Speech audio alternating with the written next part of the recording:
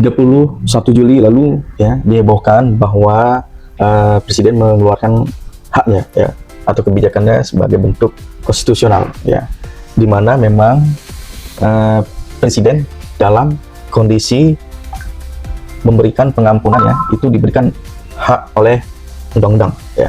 Jadi diatur dalam pasal 14 ya Undang-Undang Dasar Republik Indonesia ya. Tentu hal ini menjadi presiden di kemudian ya. Jadi Presiden Republik Indonesia Jenderal Purnawirawan Prabowo Subianto memberikan hak pengampunan, amnesti dan abolisi ya terkait kasus hukum yang dialami oleh mantan Menteri Perdagangan Kebembong dan Sekretaris Jenderal atau Sekjen PDIP Hasto Kristianto ya. Ya, dalam hal ini Presiden mengajukan permohonan kepada DPR ya dengan merujuk kepada pemberian pengampunan, abolisi maupun amnesti ya, tentu disetujui oleh Dewan Perwakilan Rakyat ya pada 31 Juli 2024 ya. Nah, tentu hal ini bukan hal yang baru ya. Pernah juga diberikan oleh presiden-presiden terdahulu ya. Presiden Soekarno ataupun Soeharto ya. Presiden SBY maupun Presiden Jokowi ya. Dengan kasus-kasus yang berlatar belakang berbeda terhadap kasus yang dialami oleh kedua tokoh ya, dan warga binaan lainnya yang memiliki hak untuk pengajuan pengampunan terhadap presiden ya. Nah, tentu ini menjadi hal kontroversi ya di dalam dunia hukum bahwa menimbulkan kontradiktif maupun pro ya terhadap persepsi baik ya maupun persepsi secara negatif ya. Tentu ini menjadi langkah sebetulnya beralasan bagi presiden ya guna untuk menciptakan suatu persatuan ya bagi bangsa ya, dan juga di dalam kondisi kepemerintahan juga ya presiden memberikan pengampunan, amnesti maupun abolisi ya, ini diperkuat terhadap aturan yang mengatur ya selain Undang-Undang Dasar juga undang-undang mengenai amnesti maupun abolisi maupun rehabilitasi ya di Undang-Undang Nomor 11 tahun 1994 ya. Tentu ini menjadi hal positif ya bagi saya ya melihat kondisi tersebut. Kita melihat bahwa memang kita tidak mungkiri ya apabila terdapat putusan hakim itu bila kita anggap benar ya di dalam studi kata pro verite habetur ya. Jadi putusan hakim itu dianggap benar dan tidak bisa dipersalahkan ya. Karena putusan hakim juga disamakan dengan undang-undang ya. Nah, tentu ini berfilosofi ya terhadap putusan yang belum memiliki kekuatan hukum tetap ya ataupun belum ada pembatalan ya terhadap putusan status quo ataupun tingkat pertama maupun tingkat banding ya dan tingkat selanjutnya. Nah, oleh karenanya ini menjadi otoritas ya kebenaran yang dihasilkan melalui persidangan ya, struktur, transparan dan rasional.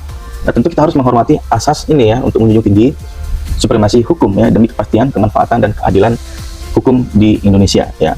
Nah, jadi tentu kita melihat hakim dalam membuat putusan tidak bisa diintervensi ya.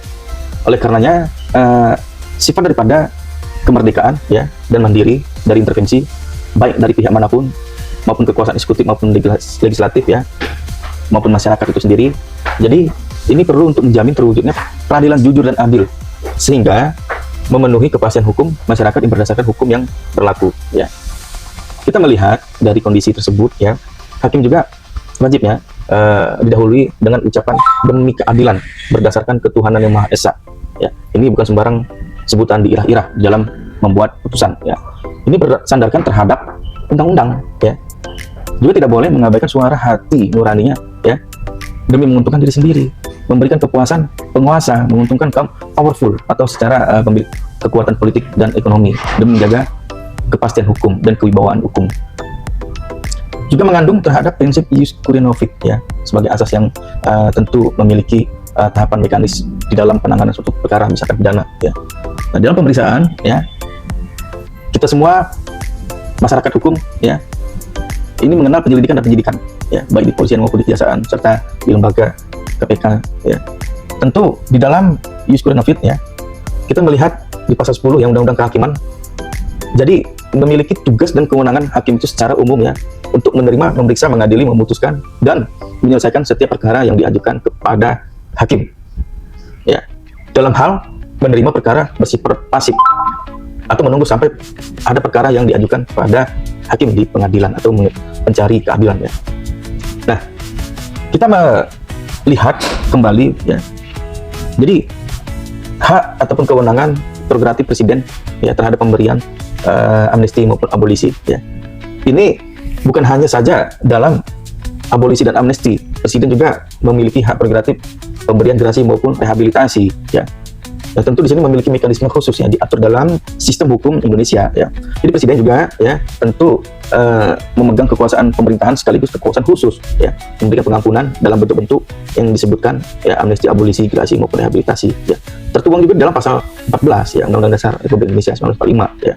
Yang mana presiden ini ya berwenang memberikan gerasi, rehabilitasi, amnesti, abolisi ya, yang juga dijalankan dengan memperhatikan pertimbangan Dewan Perwakilan Rakyat ya, maupun Mahkamah Agung ya atas tuntutannya untuk gerasi dan rehabilitasi ya.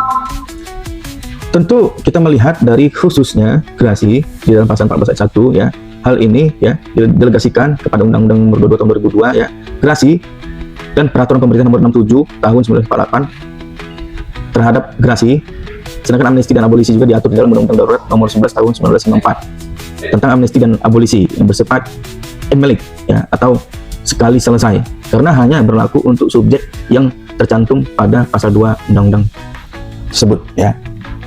Tentu melihat dari kondisi ini ya, kalau kita menelaah terhadap implikasi terhadap hukum hakim putusannya ya, di dalam implikasi terhadap putusan hakim, jika diberikan sebelum hakim memutus perkara, proses hukum akan dihentikan dan perkara tidak dilanjutkan. Jika diberikan setelah ada putusan pengadilan, efeknya ya adalah menghapus akibat pidana namun tidak mengubah isi substansi putusan hakim ya. Tentu ini menjadi sebuah presiden bagi kita semua di kancah literasi hukum. Nah, jadi harapannya pemberian amnesti, abolisi ya, tidak mempengaruhi atau mengubah ya isi putusan hakim. Jadi isi putusan tersebut hanya menghapus atau menghentikan proses hukum serta akibat pidana berdasarkan pertimbangan politik presiden ya. Oleh karena itu, amnesti dan abolisi tidak berkaitan langsung dengan kekuasaan kehakiman ya.